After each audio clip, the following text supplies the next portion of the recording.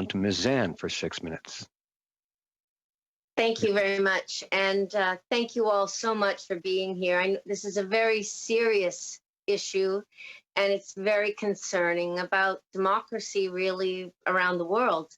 I watched a television interview recently with the Apple Daily founder, Jimmy Lai, and he had tears in his eyes as he was talking about his love for his country and also his fears about possibly being arrested, but saying he had to say what he had to say because he was dedicated to the truth and making sure that the truth gets out.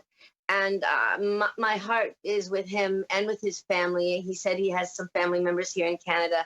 So I'm truly concerned for him and for all other journalists who are being arrested and who are in a state of chill right now in Hong Kong.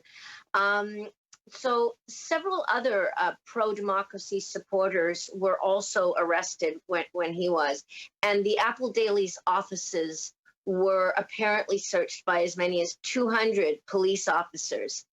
So my question is there any particular timing on this? Were they looking for anything in particular, do you think?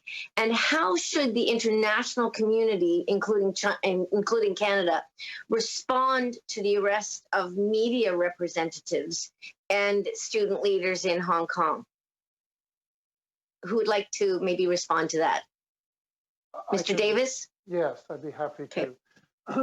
I think, of course, the searching of the newsroom was a fishing expedition. I've been told that they're doing a case approach.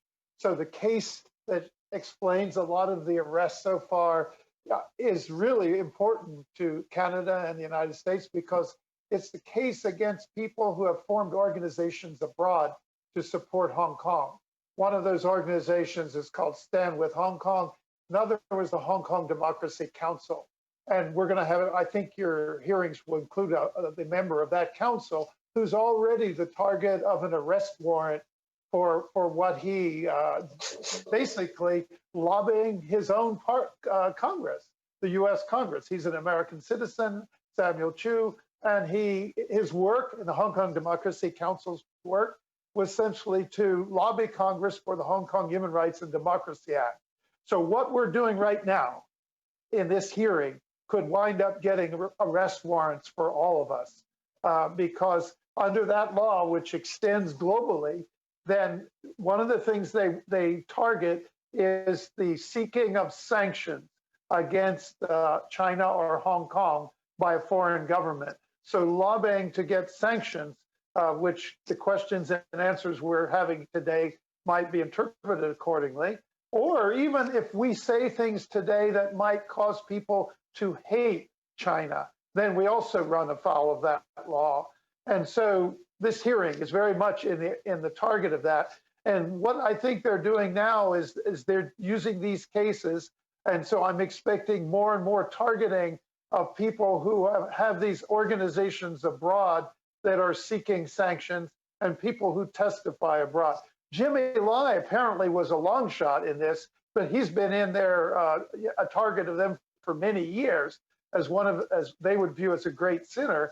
And his only sin apparently was to provide, allegedly, to provide funding for organizations that lobby governments and parliaments such as yours. So these are things that are basic freedoms that people, even lobbying their own government, are going to be charged with serious crimes where the punishment is 3 years to life in prison. So this is what's going on. Can I ask also for any of you, so when you see the news and you see people on the streets of China, for instance, interviewed, and then they say, well, no, I think this is fine. This is to protect China. This is to protect our society so that we're all one. Can any of you, speak to that and how the people on the mainland of China are either receiving a certain type of news? Are they getting mixed news, or are they only getting state news that is telling them one thing? I will speak to that, Chuck Kwan. 1 minute. Sorry. It's okay. 1 minute. Please continue. I think that as of July 1st, the Hong Kong people have it worse than the Chinese citizens in mainland China. And this is an anecdote, but this is something very true. In the past, I have not seen as much of the censorship and the self-censorship that's been imposed on Chinese citizens as much as we can see in Hong Kong. I think that this is the grave situation we need to worry about.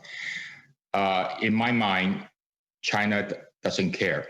China will sacrifice Hong Kong. Was 6 million people when Mao or Deng Xiaoping once said, what's 1 million people killed in a famine? We have 100 billion or whatever it may be. So in that case, I think the callous attitude that China has right now for Hong Kong is equivalent to what they are doing in Eastern Turkestan, in Xinjiang, as well as in Tibet. It almost approaches a cultural genocide. Thank you very much.